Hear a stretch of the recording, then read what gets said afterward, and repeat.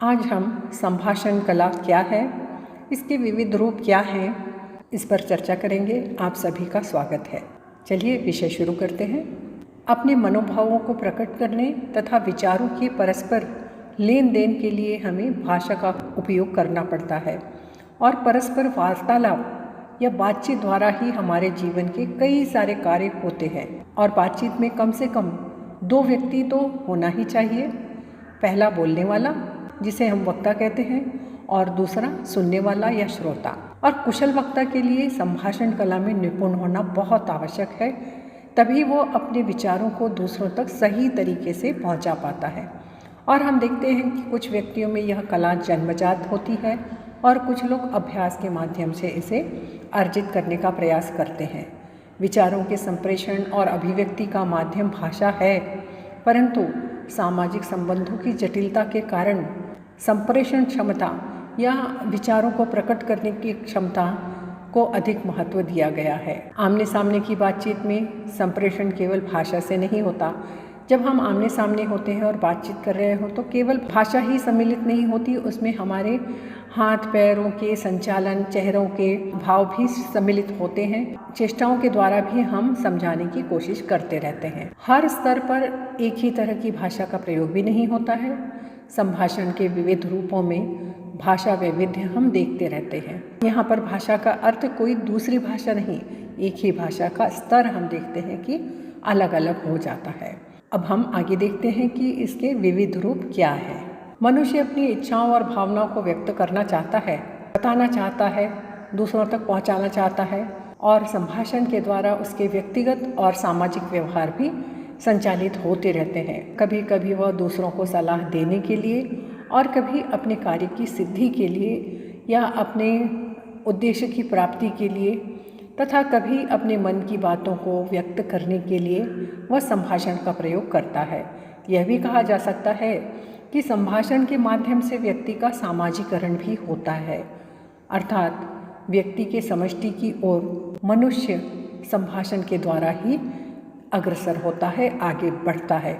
अगर संभाषण न हो, बातचीत न हो तो वह समाज से नहीं जुड़ पाता है।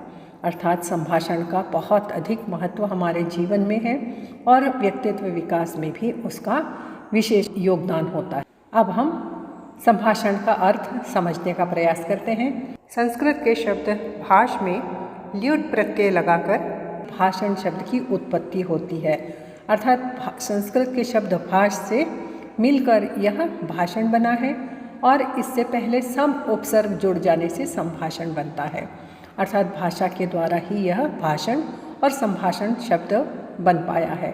संभाषण का अर्थ है बातचीत अथवा वार्तालाप। सम उपसर्ग के साथ साथ अव्यय भी है। इसका अर्थ है समान, तुल्य, बराबर और सारा। संभाष में ल्युट् प्रत्यय अन जुड़ने से इसका अर्थ अभिवादन, कथन और वार्तालाप भी होता है। बातचीत के अंतर्गत अनुभाषण, आलाप, भाषण, उक्ति, कथोपकथन, गुफ्तगू, चर्चा, बतकही, वार्ता, संलाप, संवाद और संभाषण शामिल है। संभाषण अकेले में संभव नहीं होता, अर्थात इसके लिए 2 या 2 से अधिक व्यक्तियों की आवश्यकता होती है। 2 मित्र आपस में बातचीत कर सकते हैं। सभा या समूह में जब लोग एक दूसरे से बातचीत करते रहते हैं तो कभी कभी उनके संभाषण सुनने में किसी को रुचि नहीं रहती। जब 2 व्यक्ति आपस में पहली बार मिलते हैं तो अभिवादन के साथ बातचीत या संभाषण शुरू करते हैं। व्यक्ति आपस में जब परस्पर संभाषण या बातचीत करता है तब एक व्यक्ति मन की बात बताता है तो दूसरा ध्यान से सुनता है। दूसरा व्यक्ति तभी बात करेगा जब पहले व्यक्ति का कथन पूरा हो जाता है। जब ऐसा प्रतीत हो कि कोई वार्ता इच्छा के अनुरूप नहीं है या हमें रुचिकर नहीं लग रही है, समझ से बाहर है, तो संभाषण को बंद कर देना चाहिए, क्योंकि बातचीत की प्रक्रिया सुनना, समझना, बोलना से होकर ही गुजरती है। अगर हमारी बातचीत को कोई नहीं समझ रहा है, अर्थात हम में कला की कुछ कमजोरी है, हम उतने पारंगत नहीं हैं, अर्थात हमें अपनी वार्ता को रोक देना चाहिए। संभाषण का एक अनिवार्य तत्व है जिसे कहते हैं सरसता, अर्थात रुचिकर होना चाहिए, अच्छा लगने वाला होना चाहिए, जिसके लिए हम श्रोताओं के अनुरूप अपनी भाषा का प्रयोग करें। ऐसे विषय का चयन करें कि वह रुचिकर हो, सरसतापूर्ण हो, और वार्तालाप तभी आगे चल सकता है जब तक वह सरस और रोचक हो। सामान्य संभाषण का विषय दैनिक जीवन से संबद्ध होता है, तब तक ही संभाषण का समझ में आना भी आवश्यक है। उदाहरण के लिए, यदि वक्ता क्या कह रहा है इसका ज्ञान श्रोता को न हो तो वह घंटों बैठकर नहीं सुनेगा। विद्यार्थी भी तब तक प्रश्न करता ही रहेगा जब तक वह शिक्षक की बातों को नहीं समझ सकेगा। कहने का अर्थ यह है कि संभाषण में या बातचीत में वक्ता और श्रोता के बीच सरसता का ध्यान रखना आवश्यक है। यदि साहित्य के विद्यार्थियों को शल्य क्रिया संबंधी या सर्जरी संबंधी विषय के बारे में बताएंगे तो वे कुछ क्षण ही में ऊब जाएंगे। ऐसी स्थिति में संभाषण नहीं रह जाएगा, बल्कि कुछ और बन जाएगा। संभाषण के लिए वक्ता और श्रोता में भाषण में समानता की अपेक्षा होती है, अर्थात समान भाषण ही संभाषण है। कहने का अर्थ यह होता है कि वक्ता और श्रोता, कहने वाले और सुनने वाले के बीच कम से कम संदेशों का आदान प्रदान समान रूप से होना चाहिए।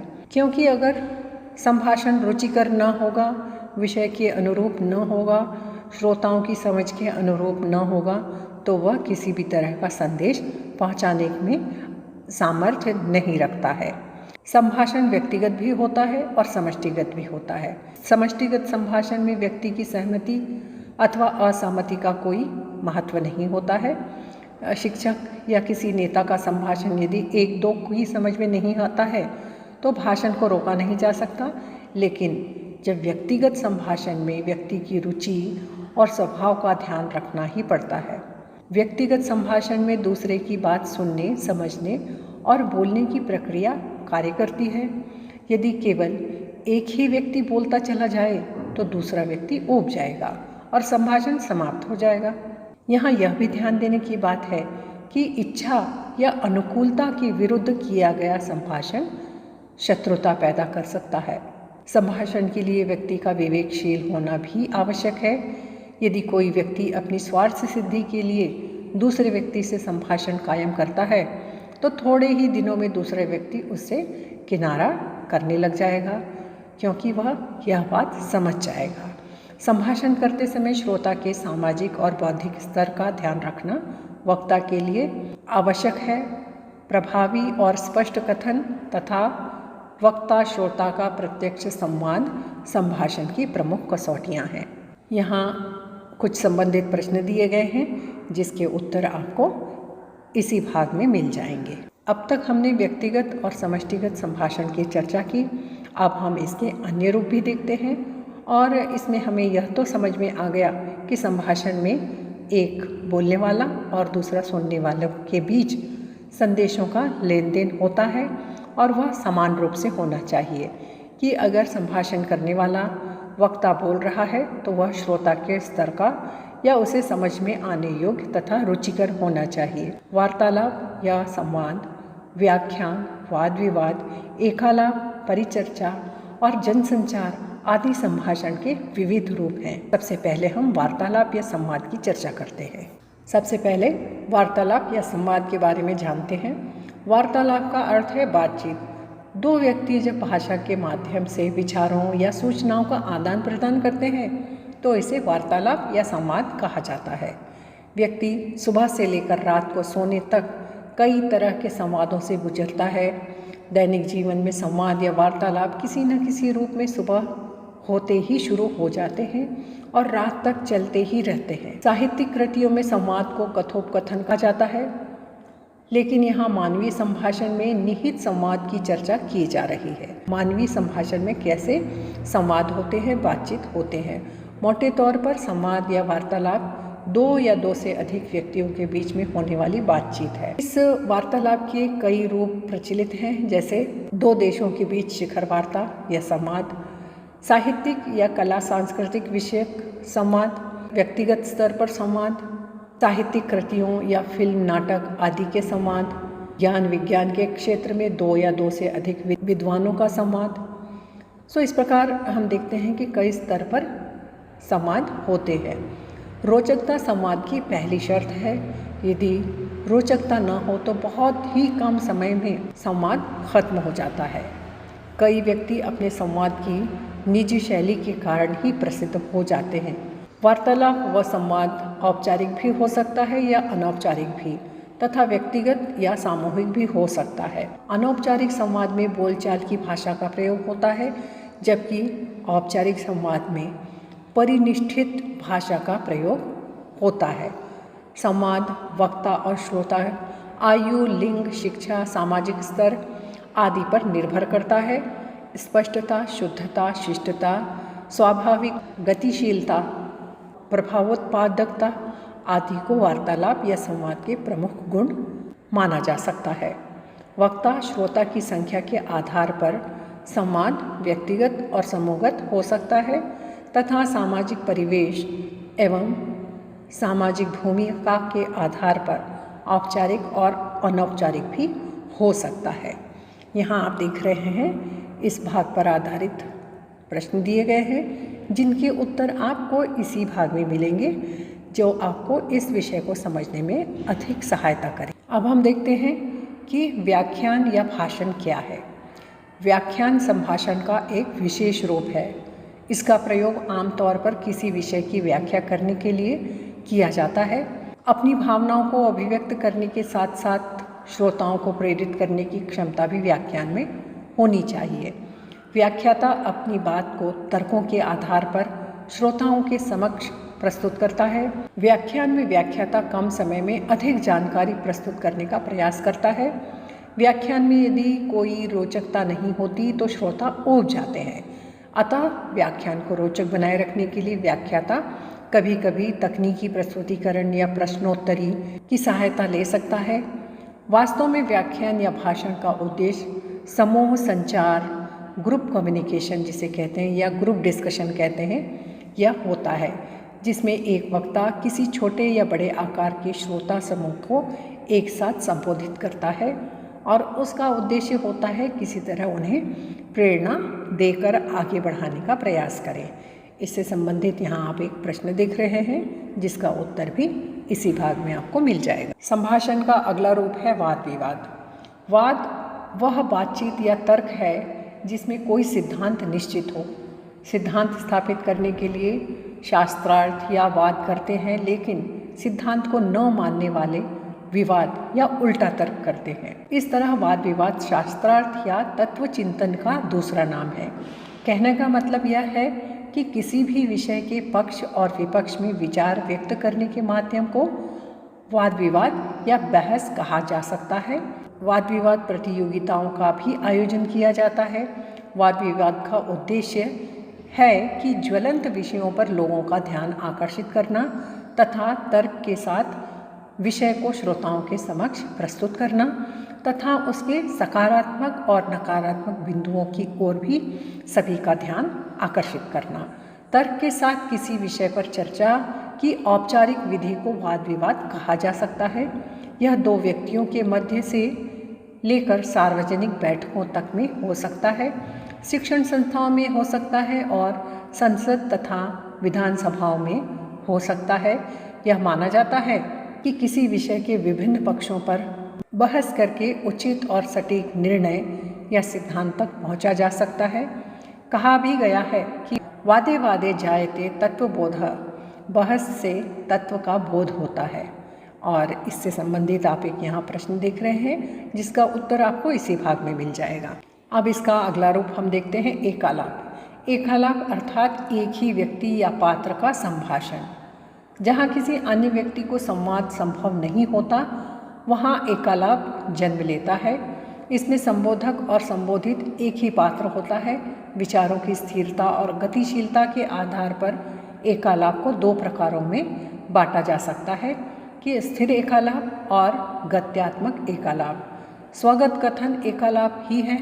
एकालाप में प्रारंभ से लेकर अंत तक एक ही व्यक्ति अपने मनोभावों और घटनाओं का विवरण प्रस्तुत करता रहता है। इस पर आधारित प्रश्न है। अगला रूप हम देखते हैं परिचर्चा। साहित्यिक, सामाजिक, राजनीतिक, आर्थिक, धार्मिक और सांस्कृतिक किसी भी तथ्य विषय या समस्या पर विस्तृत रूप से की जाने वाली चर्चा को परिचर्चा कहा जा सकता है। इस तरह के संभाषण में कई लोग भाग लेते हैं। विषय में सभी पक्षों पर खुलकर चर्चा की जाती है। सभी प्रतिभागी अपना अपना पक्ष और विचार प्रस्तुत करते हैं। यह औपचारिक भी हो सकती है और अनौपचारिक भी। अनौपचारिक परिचर्चा में कभी कभी दिशाहीन होने की संभावना रहती है। अनावश्यक बहस के कारण मारपीट भी हो जाती है। औपचारिक परिचर्चा में एक सभापति होता है और संभाषण व्यवस्थित रूप से चलता रहता है। परिचर्चा सहज और मैत्रीपूर्ण वातावरण में होनी चाहिए। परिचर्चा के प्रमुख तत्व हैं विषय विशेष, विभिन्न मत, सम्यक विचार और आकर्षक प्रस्तुति। और प्रश्न हैं यहाँ पर दिए गए हैं जिसके उत्तर आपको इसी भाग में मिल जाएंगे। अब हम संभाषण के अगले रूप जनसंचार के ऊपर चर्चा करते हैं। सूचना तथा विचारों को एक व्यक्ति से दूसरे व्यक्ति तक भेजने की कला को संचार कहा जाता है। संचार का सामान्य अर्थ है लोगों का आपस में विचार, ज्ञान तथा भावनाओं का कुछ संकेतों द्वारा आदान प्रदान। अंग्रेजी शब्द मास कम्युनिकेशन के पर्याय के रूप में जनसंचार शब्द का प्रयोग किया जाता है। इसका अर्थ है किसी यंत्र या जन माध्यम द्वारा संदेश को बहुत बड़े समूह तक पहुंचाना। Radio, TV, internet, Facebook, Twitter, WhatsApp, समाचार पत्र, पुस्तकें, पोस्टर आदि संचार के माध्यम हैं जिनकी सहायता से समूह में बहुत ही कम समय में सूचनाओं को प्रेषित किया जा सकता है।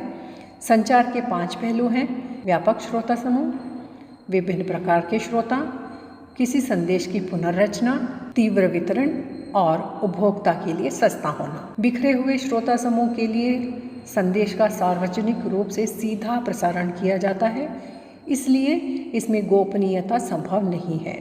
मीडिया अपनी ज़रूरत के अनुरूप श्रोताओं का चयन करता है और श्रोता भी अपनी ज़रूरत के अनुरूप मीडिया का चयन करता है। संचार की प्रक्रिया परस्पर आदान प्रदान की है। फीडबैक तुरंत प्राप्त होता है और कभी कभी देर से भी मिलता है। संचारक और प्राप्तकर्ता की भूमिकाएं बदलती रहती है। जनसंचार में इस रूप के द्वारा संभाषण संचारक के द्वारा संदेश दिया जाता है जो विभिन्न माध्यमों तक पहुंचता है और उन माध्यमों से प्राप्तकर्ता के पास पहुंचता है और बाद में उसका फीडबैक दिया जाता है। इस भाग पर आधारित यहाँ प्रश्न दिए गए हैं, इन्हें आप अपने आप समझकर उत्तर तैयार करें तो आपको इस विषय को अच्छी तरह समझने में सहायता मिलेगी। और जनसंचार के तत्व हैं संचारक, संदेश, माध्यम, प्राप्तकर्ता और फीडबैक। संचारक ही किसी संदेश का स्रोत होता है, वही प्रेषक अर्थात भेजने वाला होता है। संचारक ही संचार प्रक्रिया को प्रारंभ करता है। वह संचार प्रक्रिया के लिए उचित माध्यम का चयन करता है ताकि संदेश को व्यापक समूह तक या अधिक से अधिक लोगों तक पहुंचाया जा सके। संचार की भाषा में संदेश को अंतर्वस्तु या कंटेंट कहा जाता है। प्राप्तकर्ता या रिसीवर के प्रति उत्तर या प्रतिक्रिया को फीडबैक कहा जाता है। यह संचार के लिए आवश्यक है, अन्यथा संचार एक मुखी गतिविधि बनकर रह जाएगा या एक तरफा गतिविधि बनकर रह जाएगा। इस भाग पर भी यहाँ 2 प्रश्न दिए गए हैं जिनके उत्तर आप एक बार अपने आप इसे पढ़कर लिख लें तो आपको यह विषय बहुत अच्छी से समझ में आ जाएगा। संभाषण के विभिन्न रूप के अंतर्गत हम जनसंचार के अंतर्गत भी संभाषण के विविध प्रकार की चर्चा यहाँ पर करेंगे। जनसंचार के माध्यम से व्यापक या बड़े जनसमूह तक किसी भी संदेश को जल्दी से पहुंचाया जा सकता है। इसके लिए उपयोगी संभाषण के अनेक रूप हैं। उनमें प्रमुख है उद्घोषणा या आंखों देखा हाल और वाचन। उद्घोषणा क्या है देखते हैं। उद्घोषणा का सामान्य अर्थ है ऐलान करना। जैसा कि हम पुराने ज़माने में देखते थे, राजा महाराजा नगाड़े बजाकर यह उद्घोषणा करवाया करते थे। तो आज के समय में हम इसका बदला हुआ रूप देखते हैं जिसे हम कहते हैं ऐलान करना या घोषणा करना। यह घोषणा सार्वजनिक रूप से भी हो सकती है, किसी विषय पर आधिकारिक रूप से भी यह घोषणा की जा सकती है अथवा प्रकाशित अध्यादेश के रूप में भी हो सकती है। सामान्य रूप से यह कहा जा सकता है कि सार्वजनिक जानकारी के लिए दी जाने वाली सूचना या सरकारी तौर पर की जाने वाली घोषणा उद्घोषणा कहलाती है। जनता तक बात पहुंचाने के लिए तेज़ या ऊंची आवाज़ में प्रसारित किया जाता है। किसी सूचना की घोषणा करने वाले को उद्घोषक या अनाउंसर कहा जाता है। उद्घोषक अपनी निजी भाषा शैली के माध्यम से श्रोता का ध्यान आकर्षित करता है। आपको यह पता है कि पुराने ज़माने में डुगडुगी या ढोल बजाकर गाँवों में घूम घूम कर किसी बात की घोषणा की जाती थी। इसे मुनादी करना या ढिंढोरा पीटना भी कहा जाता है। धीरे धीरे ढोल और डुगडुगी के स्थान पर माइक और लाउड स्पीकर का प्रयोग किया जाने लगा। पंचायत के निर्णय का प्रचार, चुनाव प्रचार, भारतीय रेल और हवाई अड्डे के आवागमन की सूचना का प्रसारण, टीवी, रेडियो आदि में घोषणा मौखिक उद्घोषणा के उदाहरण हैं। तो प्रिंट मीडिया में भी प्रकाशित विज्ञापन आदि लिखित उद्घोषणा के उदाहरण है। यह ध्यान देने की बात है कि भारतीय रेल में जन उद्घोषणा वाली प्रणाली की शुरुआत 1967 में हुई थी। इस सार्वजनिक उद्घोषणा प्रणाली के माध्यम से रेल के आने जाने की जानकारी दी जाती है। इस भाग पर संबंधित यहाँ पर प्रश्न दिए हैं जिसके उत्तर आप ढूंढ लीजिए, तैयार कर लीजिए, तो आपको यह विषय हमेशा के लिए याद रहेगा। अब हम अगला रूप देखते हैं, आंखों देखा हाल। जनसंचार हेतु संभाषण का एक बेहद रोचक और प्रभावशाली रूप है आंखों देखा हाल। प्रायः विशेष कार्यक्रम का आयोजन का आंखों देखा हाल प्रस्तुत करने के लिए विशेष संवाददाता को भेजा जाता है।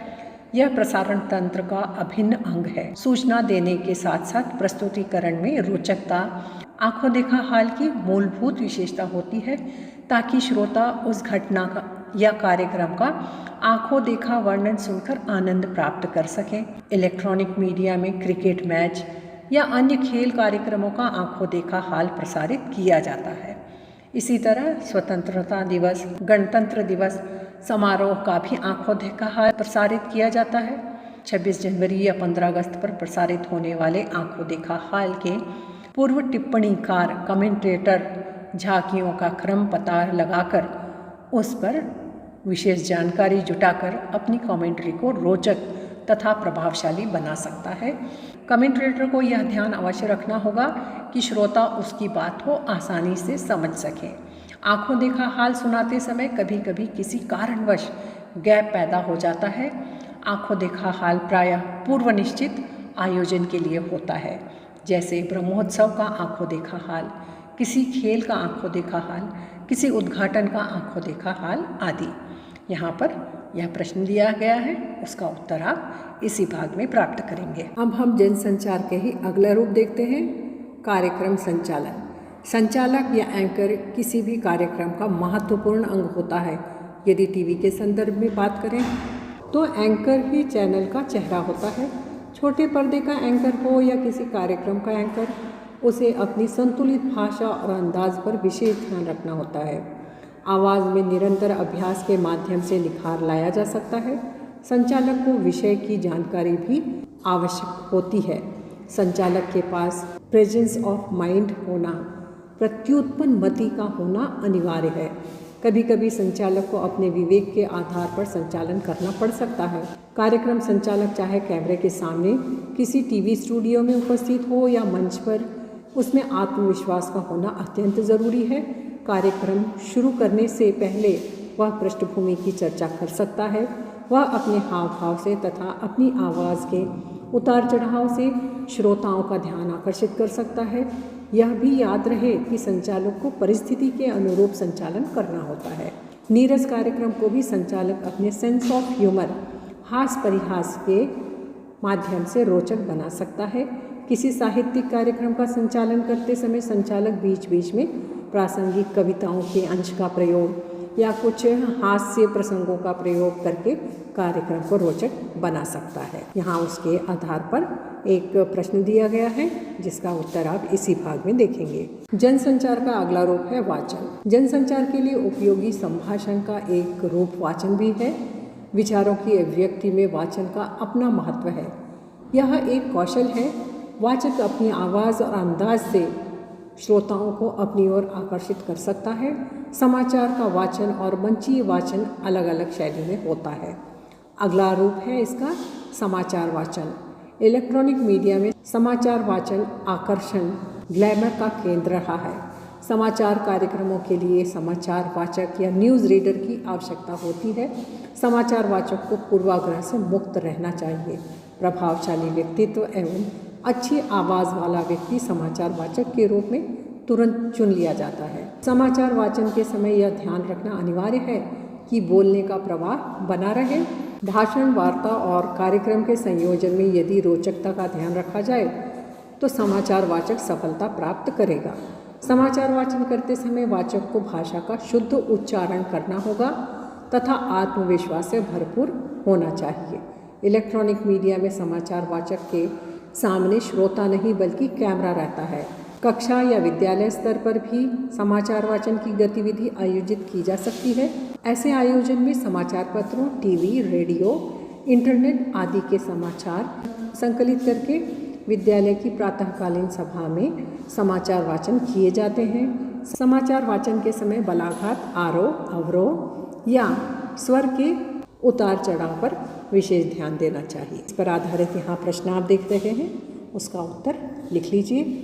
अब अगला है मंचीय वाचन। समाचार वाचन में वाचक को आत्मविश्वास के साथ शुद्ध उच्चारण करना पड़ता है, अपने हाव भावों का प्रयोग करना पड़ता है। इसी तरह मंचीय वाचन के लिए भी वाचक को आत्मविश्वास के साथ धारा प्रवाह बोलना पड़ता है।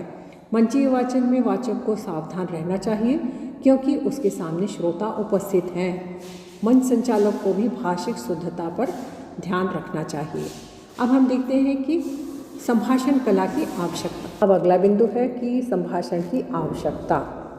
मनुष्य की भावनाओं, संवेदनाओं के आदान प्रदान के लिए संभाषण आवश्यक है। स्वागत, विदाई, शंका समाधान आदि क्रिया व्यापारों के लिए संभाषण आवश्यक है क्योंकि इसके माध्यम से बात बनती है और काम चलते रहते हैं। वाक् चातुर्य के गुण से युक्त व्यक्ति आसानी से अपना काम करवा लेता है।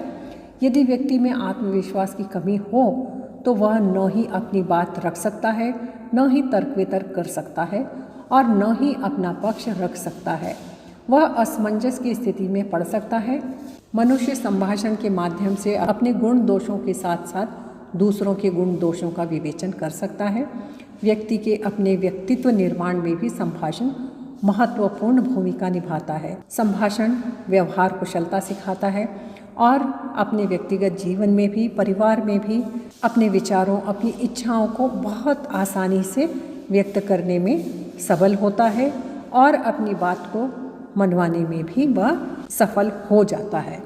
अतः संभाषण कला व्यावसायिक स्तर के साथ साथ व्यक्तिगत जीवन में भी बहुत जरूरी है।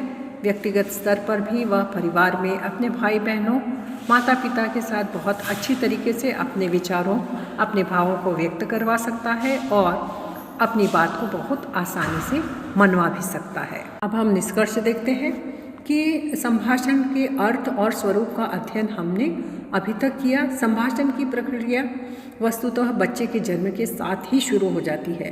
धीरे धीरे परिवार और समाज की सहायता से उसकी संभाषण कला में निखार आता जाता है। संभाषण व्यक्ति को समाज से जोड़कर उसे सामाजिक प्राणी बनाता है। यदि यह कहा जाए कि संभाषण सभी की ओर से सफलता की कुंजी है तो गलत नहीं होगा। अतः आप संभाषण करते समय सावधान रहिए क्योंकि इस पर आपका व्यक्तित्व निर्भर रहता है। अब हम इसकी अंतिम समीक्षा देखते हैं कि मनुष्य एक सामाजिक प्राणी है, सोशल एनिमल कहा जाता है, लेकिन साथ ही साथ वह बोलने वाला प्राणी भी है। सामाजिक होने के लिए बोलने की क्षमता का बड़ा महत्व है। इस क्षमता के द्वारा ही मनुष्य जाति ने सभ्यता, साहित्य, कला, विज्ञान और संस्कृति का विकास किया है। इसी के द्वारा विविध सामाजिक संबंध और आस्थाएं, संस्थाएं भी अस्तित्व में आई हैं। बोलने की क्षमता का प्रयोग मनुष्य अपने विचारों, भावों और प्रतिक्रियाओं को भाषिक रूप से प्रकट करने और समझने के लिए करता है। दैनिक जीवन में विविध औपचारिक, अनौपचारिक अवसरों पर सूचनाओं के आदान प्रदान, तर्क वितर्क, वाद विवाद, खंडन मंडन, प्रश्न और उत्तर आदि के लिए दो या दो से अधिक व्यक्ति परस्पर संभाषण करते हैं। संभाषण के द्वारा हम अपने दैनिक जीवन के विविध प्रयोजनों को सिद्ध कर पाते हैं। संभाषण का सबसे अधिक व्यापक रूप जनसंचार को कहा जा सकता है। जनसंचार के प्रयोजनों की सिद्धि के लिए उद्घोषणा, सजीव प्रसारण, आंखों देखा हाल, संचालन और वाचन जैसे संभाषण के विविध रूपों का व्यवहार किया जाता है। यह भी ध्यान देने की बात है कि संभाषण सामाजिक संबंधों के लिए आवश्यक है ही, हमारे निजी व्यक्तित्व के विकास में भी उसकी बड़ी भूमिका है और इसको सीखने के लिए हमें अपने आप ही प्रयास करना होगा। इसके कोई स्कूल कॉलेज नहीं हो सकती, कोई दूसरा व्यक्ति आपको नहीं सिखा सकता। दूसरा व्यक्ति बस आपको प्रेरित कर सकता है, बाकी मेहनत हम आसानी से कर सकते हैं। केवल हमें अपने आप पर विश्वास करना ज़रूरी है। आगे आप इससे संबंधित पारिभाषिक शब्दावली और उनके अर्थ देख सकते हैं। पर आधारित कुछ प्रश्न बनाए गए हैं जो यहाँ आप देख रहे हैं।